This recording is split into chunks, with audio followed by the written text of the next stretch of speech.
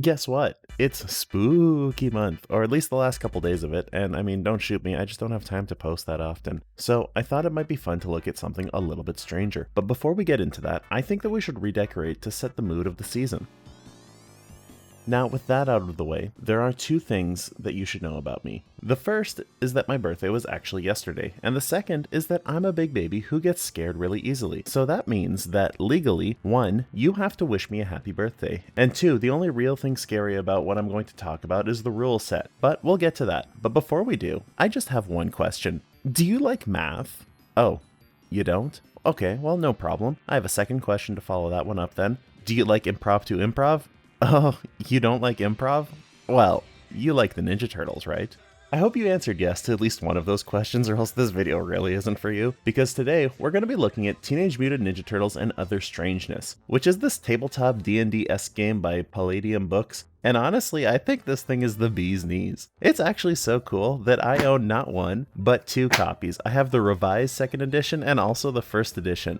And honestly, it has less to do with me being a super fan and more with the fact that the guy who I bought these from sold both of them for the price of one, which might actually raise some red flags about the quality of this game. But first, I just want to talk about all of the art stuff and get that out of the way. Because although I do like to talk about the Sonic comics here and there throughout this channel, my heart did initially belong to another group of anthropomorphic animals as a kid, and that was the Ninja Turtles, with a special love for the classic Eastman and Laird style, which had this really fun uniqueness that really stood out compared to a lot of comic books at the time, and it's really captured super well inside of TMNT and Other Strangeness. Now honestly, I would hope that classic feel was captured, because at the moment of this book being made, it's still Eastman and Laird who are working on the Turtles. And actually, interestingly, it came out 2 years before the TV show actually started, which means that the Turtles actually hadn't really blown up. I mean, they were big in the underground scene, but like there wasn't this huge amount of Turtles interest that came with the TV show. And because of that, it actually leaves us this kind of interesting bit at the beginning, where it gives us an introduction that explains the concept behind the Teenage Mutant Ninja Turtles, which is kind of cool because I think in today's day and age, you really wouldn't need this much of a detailed intro as to what these things are. So there's a lot of panels which are ripped straight from the comics, which is cool because, I mean, I really like the comics, but you've also got original artwork in here that, as far as I know, I haven't seen anywhere. Like, for example, there's this wolf at different stages of mutation, ranging from cute little doggo to a man with a lot of body hair, which I'm not entirely sure should be considered a mutation. You've also got other really quirky drawings, like this lizard holding a revolver, or the sickest Wolverine I've ever seen. But what really takes the cake is the Terror Bears, who are just these Care Bear knockoffs, invented specifically for this game, and I love the way they look. They just ooze some of that early comic book edginess, you know? It's great. But of course, I can only avoid the game itself for so long. And well, it's confusing. Or at least it's really confusing to me. But honestly, I think anybody would be a bit lost looking through this and trying to make a character. I'll be honest, I might not be the best person for this because outside of D&D, I don't play much, and so this took me about 4 hours to try and figure out the basics of this game. I did my best. It might not be perfect, but I thought it'd be fun if we went through the character creation step by step together and see what we come up with. First things first, we have to roll stats. And to do that, we roll our stats by using 3 d6s, which are 6-sided dice. So for our IQ, we rolled 2 5s and a 6, which gives us a 16. And then also according to this chart, we get a +3 to our IQ for a rocking 19. Next is mental endurance, which I got an 8, followed by a mental affinity, which I got 11. Physical strength was another 8. Physical prowess was 10. Physical endurance was 8. Physical beauty was an 11, so we're not that pretty, I guess. And speed was a 10. I'm not going to get into what all of these do because honestly at this stage it doesn't feel super important for the character creation, and also a lot of them are actually pretty self-explanatory. Now we roll for our animal category, and there's a lot of different animals in this game, like it's pretty insane. We rolled a 57, which means that we fall into the wild animals category, and then again we roll a 69, nice, and that leaves us as a possum. Not the Australian possum, but the possum with the letter O in front of it, which I think is cool. I mean, look at this drawing of the possum. However, being a possum has its disadvantages, as we're a size class of 3, which is on the smaller side of things, and according to this chart, being in that size class does actually give some penalties to, well, basically every stat we just rolled except for speed. Although, you gotta keep in mind, at this moment, we haven't actually evolved into a mutant. So, we're really just a small little tick eater. After this, we need to figure out the cause of our mutation. So for that, I rolled a 25, which means that we were raised in a home of a researcher as a pet, which means that we know how to do some basic math, the ability to do basic language stuff, and that opens up 14 secondary skills that we're gonna grab later, as well as some money that we'll roll for later, and I'll talk about that in a little bit. We also rolled to figure out the type of organization our researcher family was from, and for that I got an 87, and we find out that our family comes from a military background. And I wish I could tell you anything else about what that might mean, but as far as I can tell, it doesn't mean anything because they didn't write anything else, so I guess it's up to our imagination and it's really just there for character creation? Role-playing stuff? I don't know.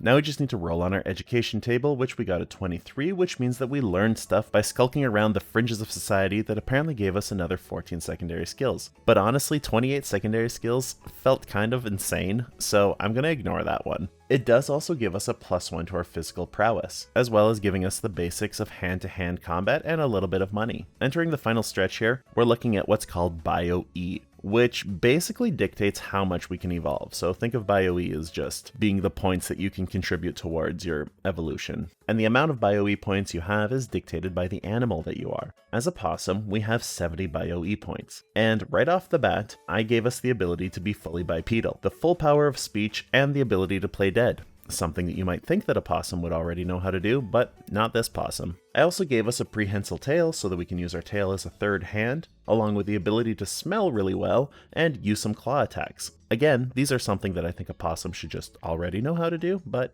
not this possum. I guess that's what happens when you're raised indoors. Now, that leaves us with 30 points left, which I've decided to put all towards our size, bumping us up to something a little bit bigger, which gets rid of a lot of our disadvantages that our current size has. All in all, we're now 3 feet tall, 85 pounds, and I made us a 1-year-old because I found out that possums don't actually live all that long. Sad fact of the day. I know that that was a lot of numbers, and that if you're still here, your head is probably spinning. So I hope that you just stay with me and don't worry because this part involves way less numbers, so you can kind of take a load off. The first step is to add our skills. So for that I added mathematics, language, and prowl. Although I forgot that I already had prowl for my education, but I added that as a secondary skill. I didn't notice until now. Whoops.